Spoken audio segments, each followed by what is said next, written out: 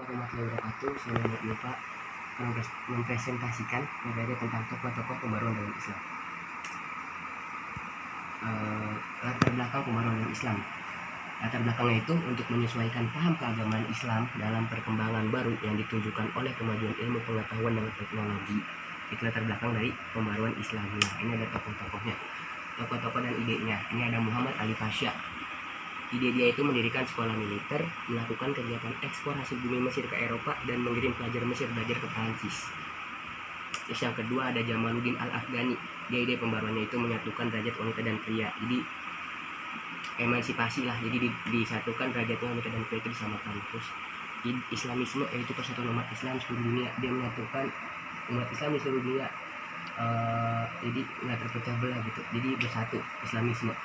Terus ada perubahan pimpinan dari autokrasi menjadi demokrasi. Jadi perubahan pimpinan yang biasanya kerajaan yang akan jadi yang pemimpinnya itu pasti bakal anak-anak keturunan raja, diubah jadi demokrasi yang suara rakyat, jadi rakyat yang memilih. Ini ada Muhammad Abduh, yang mempunyai ide Al-Quran sebagai sumber syariat. Jadi sumber syariat apapun bersumber di Al-Quran. Terus dia memerangi taklid. Taklid itu adalah paham atau kita menerima suatu informasi atau menerima sebuah berita atau ceramah apapun, tapi sumbernya itu tidak diketahui kejelasannya dan biasanya menyesatkan sumbernya. Ini bisa, taklid itu bisa menimbulkan atau memicu kesesatan. Nah, diperangi oleh Muhammad Abduh, kepercayaan yang kuat terhadap sunnah Allah dan berpegang kuat pada akal dalam. Nah ya tadi maaf pada kendala nih, Muhammad Abduh dia ide pembaruannya Al-Quran sebagai sumber syariat, memerangi taklid yang tadi saya jelaskan, kepercayaan kuat terhadap sunnah Allah, berpegang kuat pada akal dalam memahami ayat Al-Quran. Jadi dalam memahami Al-Quran ini kita harus berpegang kuat pada akal. Jadi dalam memahaminya itu masalah arti ya. Ada Muhammad Rashid Ridho.